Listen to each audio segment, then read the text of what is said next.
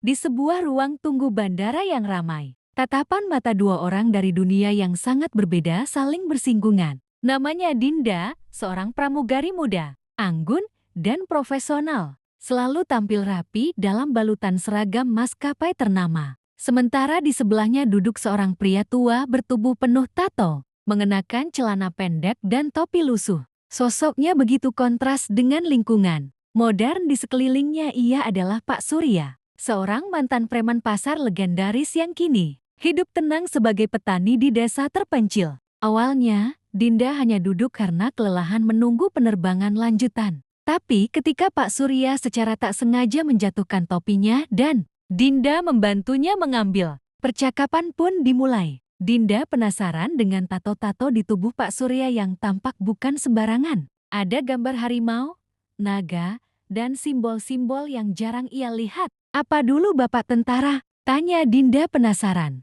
Pak Surya tertawa. "Wah, bukan. Saya cuma orang biasa yang dulu hidup keras." Obrolan mereka pun mengalir tentang masa muda Pak Surya yang keras di jalanan, tentang kehidupannya yang berubah setelah bertobat, dan tentang cintanya yang gagal karena stigma masyarakat. Dinda, yang sejak kecil dibesarkan tanpa ayah dan sering merasa kesepian di tengah gemerlap dunia penerbangan, merasa nyaman dengan kehangatan dan kejujuran Pak Surya. Dinda mulai rutin mengunjungi Pak Surya. Setiap kali ia punya waktu luang dan kebetulan transit di kota tersebut. Dari kunjungan demi kunjungan, tumbuhlah benih-benih rasa yang tak terduga. Bukan cinta dalam arti fisik semata, melainkan cinta yang tumbuh dari kekaguman, ketulusan, dan rasa saling melengkapi. Lingkungan sekitar mereka pun terkejut ketika Dinda memperkenalkan Pak Surya sebagai pasangan yang akan ia nikahi. Banyak yang mencibir,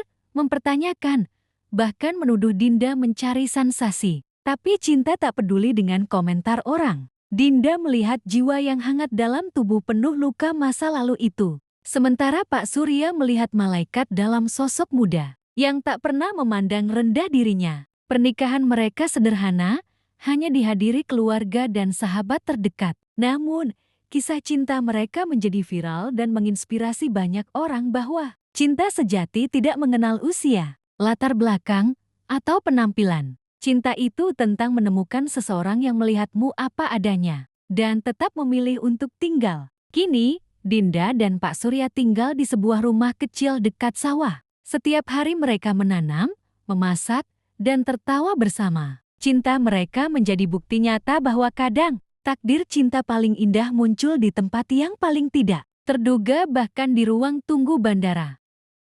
Setelah pernikahan sederhana mereka yang mengundang perhatian publik, Dinda dan Pak Surya kembali ke desa tempat Pak Surya dibesarkan. Banyak warga desa awalnya menyambut dengan tatapan heran, bahkan curiga. Tak sedikit yang menganggap pernikahan itu sebagai lelucon atau drama sesaat. Tapi waktu membuktikan segalanya. Hari-hari mereka dimulai dari fajar. Dinda yang dulunya hidup dalam gemerlap kabin pesawat, kini lebih memilih hidup damai di pedesaan. Ia belajar menanam sayur, memasak dengan kayu bakar, bahkan beternak ayam. Tak jarang ia mengunggah aktivitas harian mereka di media sosial. Tapi bukan demi popularitas. Ia ingin menginspirasi bahwa cinta bisa mengubah hidup seseorang. Dari glamor menjadi sederhana tanpa kehilangan bahagia. Pak Surya, meskipun sudah lanjut usia, tetap energik. Ia menjadi pelindung dan guru bagi anak-anak muda di desa yang dulu terjerumus narkoba atau geng motor. Masa lalunya yang kelam ia ubah menjadi pelajaran. Menjadikan dirinya mentor bagi mereka yang ingin berubah. Dan siapa sangka, banyak anak muda yang justru datang kepadanya. Bukan untuk berkelahi, tapi untuk meminta nasihat hidup. Sementara itu, Dinda mulai membuka kelas daring untuk calon pramugari dari desa-desa terpencil. Ia menyadari, banyak perempuan muda yang punya mimpi tapi tak tahu harus mulai dari mana. Dengan laptop bekas dan koneksi internet seadanya, Dinda menciptakan perubahan besar dari tempat terpencil. Kehidupan mereka memang tidak selalu mulus. Ada masa ketika Dinda dirundung keraguan. Apalagi ketika ia hamil dan harus menjalani masa kehamilan pertamanya bersama pria seusia kakeknya. Tapi setiap kali ia menatap mata Pak Surya, hatinya tenang. Ia tahu Ia dicintai bukan sebagai wanita muda cantik,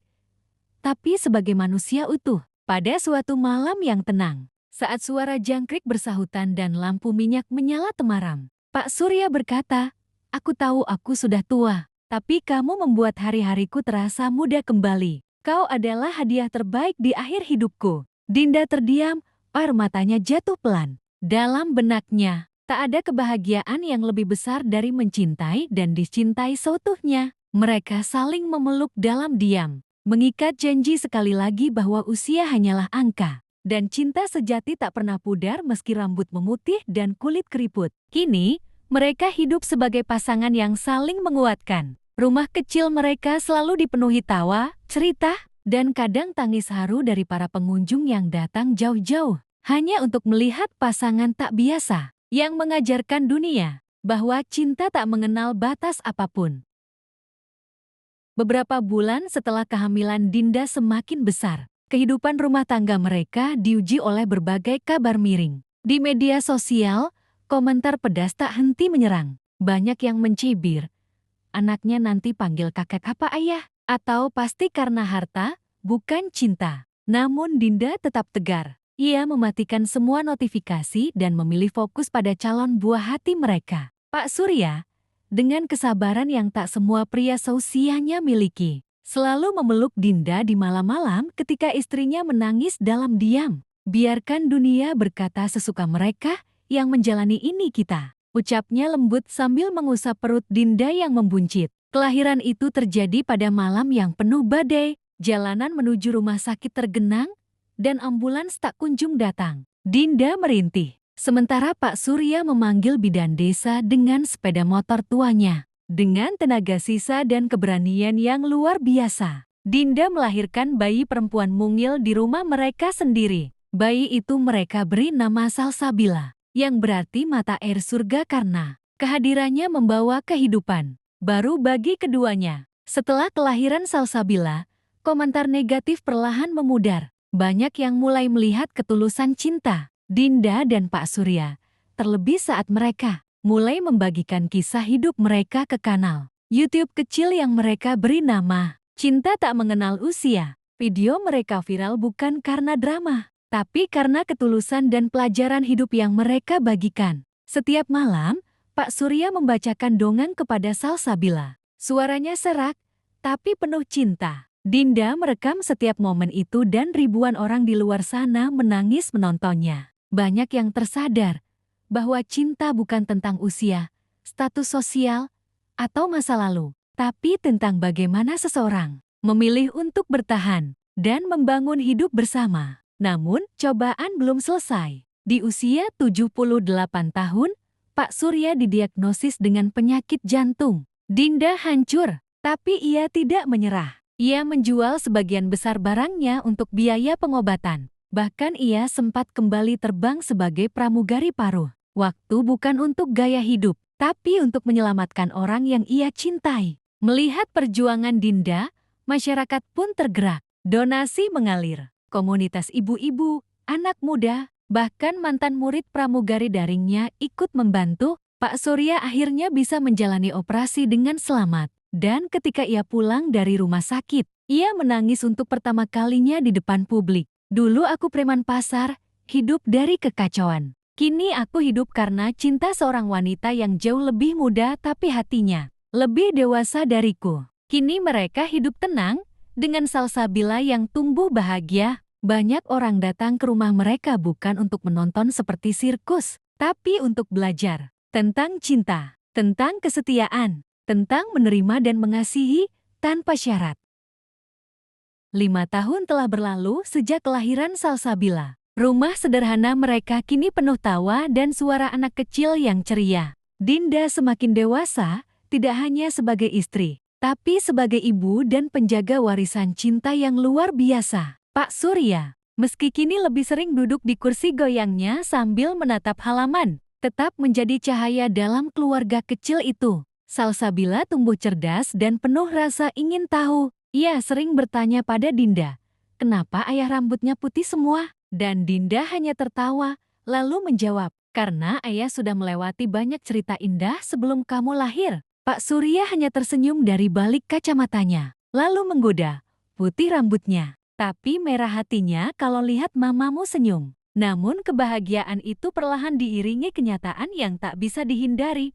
Usia, penyakit jantung yang dulu berhasil diatasi, mulai kembali menyerang. Tubuh Pak Surya tak sekuat dulu. Tangannya gemetar saat ingin menggendong Salsabila. Matanya mulai kabur membaca dongeng favorit anaknya. Tapi yang paling membuat Dinda takut adalah Pak Surya mulai sering termenung seakan ingin berpamitan. Suatu pagi, saat matahari baru saja menyapa bumi, Pak Surya memanggil Dinda. Ia memegang tangan istrinya dengan tatapan teduh. Kalau suatu saat aku pergi duluan, jangan sedih terlalu lama. Lanjutkan hidupmu dan terus ceritakan kisah kita kepada Salsa, agar dia tahu cinta sejati itu benar-benar ada. Dinda tak sanggup menjawab. Air matanya jatuh dan ia hanya memeluk suaminya erat. Hari itu akhirnya datang. Sebulan kemudian, Pak Surya mengembuskan napas terakhirnya dalam tidur. Dengan senyum tenang di wajahnya, Dinda menemukannya saat hendak membangunkannya untuk salat subuh. Tidak ada jeritan, hanya pelukan yang lama, seolah ia tidak ingin melepaskan. Pemakamannya dihadiri ratusan orang bahkan lebih banyak dari yang Dinda bayangkan. Warga desa, mantan murid pelatihan, para subscriber kanal YouTube mereka, hingga orang-orang yang dulu pernah menghina, kini datang membawa bunga, air mata, dan doa. Banyak yang mengatakan, kami datang bukan karena Pak Surya terkenal, tapi karena kisahnya membuat kami percaya lagi pada cinta. Setahun setelah kepergian Pak Surya, Dinda menerbitkan buku berjudul Selamanya Tak Harus Lama. Buku itu menceritakan kisah cinta mereka dari awal, dengan pesan bahwa cinta sejati tak diukur dari usia, kekayaan, atau waktu, tapi dari ketulusan dan pengorbanan. Kini, Dinda masih aktif membagikan cerita di kanal YouTube-nya, seringkali ditemani Salsabila yang mulai besar. Tiap kali ia bercerita, wajahnya tetap tersenyum, meski matanya sesekali basah. Ia sering menutup videonya dengan kalimat, "Aku dan Pak Surya tak bersama selamanya, tapi cintanya akan hidup selama aku bernapas." Dan itu cukup. Dan di pojok rumah, kursi goyang tua itu masih ada, kosong, namun penuh cerita. Tempat di mana cinta tak hanya dikenang, tapi terus hidup, dalam tawa, dalam air mata, dan dalam hati yang tak pernah benar-benar kehilangan.